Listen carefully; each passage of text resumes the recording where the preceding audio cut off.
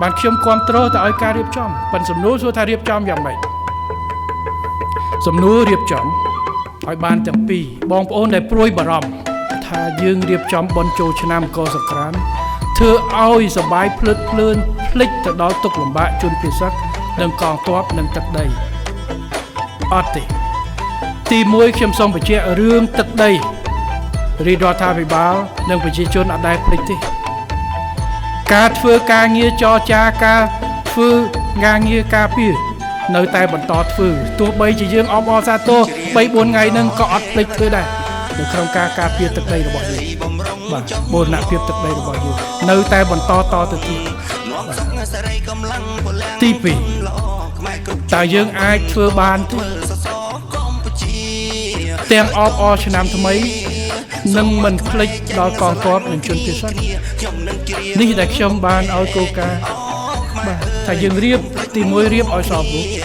ផ្ដោតទៅលើប្រពៃណីវប្បធម៌របស់យើងផ្ដោតទៅលើសាមគ្គីជាតិភាពរឹងមាំរបស់កម្ពុជាជាពិសេសក្នុងដំណាក់កាលលំបាកបំផុតត្រូវបង្ហាញនៅភាពសាមគ្គីភាពនិងភាពរឹងមាំរបស់ជាតិមួយបាទ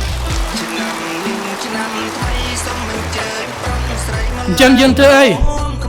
យើងរៀបចំតាមប្រពៃណីជាតិសកម្មភាពអីដែលធ្វើតាមដែលខ្ញុំដឹងការគិតគូរត្រួសត្រាស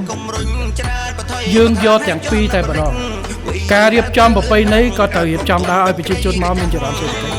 តែនៅក្នុងនោះយើងមិនត្រូវរំលេចឬបំភ្លេចអំពីជនពិសេសចឹងខ្ញុំសួរគេរៀបចំស្អីខ្លះដែរទី1នៅក្នុងកម្មវិធីនេះនឹងមានរៀបចំការបំផុសសិល្បកររបស់ប្រជាពលរដ្ឋចំនួនដើម្បីទៅជួបជនពិសេសអបអរសាទរជាមួយគាត់កុំភ្លេចគាត់មានអារម្មណ៍ផ្លូវចិត្តមានការលំបាកពេលចូលឆ្នាំកុំឲ្យគាត់នៅត្មងត្មោកទៅលេងគាត់ទៅជួយគាត់នឹងទី1គេរៀបចំឲ្យខ្ញុំគ្រប់គ្រងលើកិច្ចការនេះបាទបើសិនយើងមិនធ្វើត្រឹមតែមិនអង្គុយសងោស្ងាត់នៅផ្ទះឲ្យចុច like share វាអត់ទេបំផុសការចូលរួមទៅសួរសុខទុក្ខជនពិសេសតែម្ដងតែហ៊ាននៅមុខយើងអត់អាចទៅពេលនេះទេព្រោះគេនៅត្រៀមប្រយុទ្ធបើពេលអត់ប្រយុទ្ធគេទៅរួមទៅអីតែក៏មានការជួយតាមរូបភាពផ្សេងទី2គ្រប់ស្តង់ទាំងអស់នៅវេទិកាតាមតែខ្ញុំដឹងគឺរៀបចំរូប poster ដែលបង្ហាញអំពីទី1វរៈភាពរបស់វរៈកងទ័ពវរៈនគរបាលជាតិវរៈរបស់យើងនៅក្នុងការពារទឹកដីនេះឬជាការផ្លេចអត់ទេប៉ុន្តែផ្ទុយទៅវិញយកពិធីនេះដើម្បីបំផុសការចងចាំអំពីគុណបំណាច់របស់វរៈកងទ័ពរបស់យើងវរៈនគរបាលជាតិនិងវរៈយុទ្ធជនយើងទាំងអស់ដែលកំពុងឈរជើងនឹងបានពលិដើម្បីជាតិមាតុភូមិនេះគឺជាការប្រមូលផ្ដុំដើម្បីរំលឹកគុណឡើងវិញនេះគឺជាតែយើងធ្វើបានទាំងពីរអបអរប្រមូលផងហើយយើងរៀបចំអានោះផងទី3គឺរាល់មូលនិធិដែលមានរៀបចំពីការលក់អីបោះសសរស្គម 100% យកថវិកានេះទៅជួយជនពិសេសនិងជួយទឹកវរៈកងទ័ពរបស់យើងទី2វិស័យឯកជនដែលចូលរួមក្នុងពិធីនឹងគេអាចតែបដិភាគជាមួយអីតាមការគិតវិញហើយខ្ញុំសូមលើកទឹកចិត្តឲ្យបងប្អូនរបស់យើងបាទបើក្រៅពីកម្មវិធីដែលសសយកករៀបជាមួយអីរៀបប្រជាពលរដ្ឋយើងបើតាមមានពេលទៅលេងជនភៀសគឺសួរសុខទុក្ខគាត់កុំឲ្យគាត់នៅសង្កត់ស្ងាត់នេះគឺជាការបំផុសយើងអត់ដេកស្ពឹកនៅកន្លែងទេតែយើងធ្វើសកម្មភាពហើយធ្វើសកម្មភាពអត់អាចភ្លេចទេគឺបង្កើនភាពកក់ក្ដៅនិងខ្មែរជួយខ្មែរនៅក្នុងឱកាសលំបាកច្រៀងកំដរទេវតាអើយបំរុងចុងម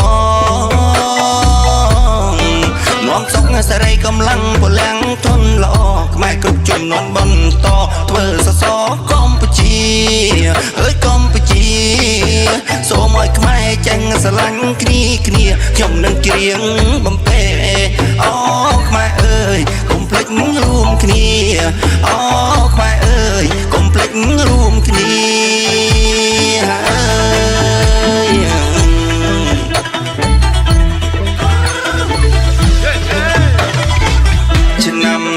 ឆ្នាំថ្មីសូមអញ្ជើញប្រុងស្រីមកឡើងរោមកំសា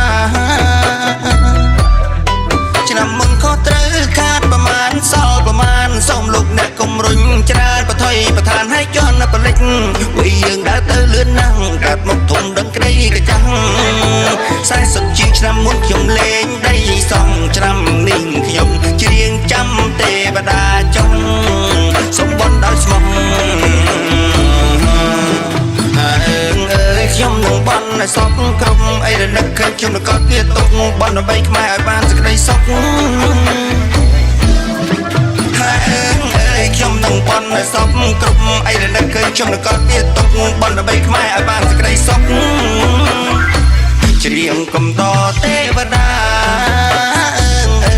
បំរុងចុះមកនាំសុខសេរីកម្លាំងកម្លាំងទុនល្អខ្មែរគ្រប់ចំនួនបន្តធ្វើសសរកម្ពុជាកម្ពុជាសូមឲ្យខ្មែរចេះស្រឡាញ់គ្នាខ្ញុំនឹងច្រៀងបំពេអូខ្មែរអើយកុំភ្លេចរួមគ្នាអូខ្មែរអើយកុំភ្លេចរួមគ្នា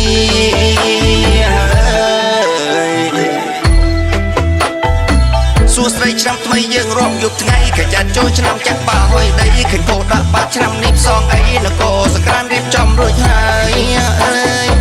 សូមអញ្ជើញប្រុសស្រីឡើងរំមកសប្បាយចម្រៀងលែបខៃចាក់ក្មេងឆាតឆាយ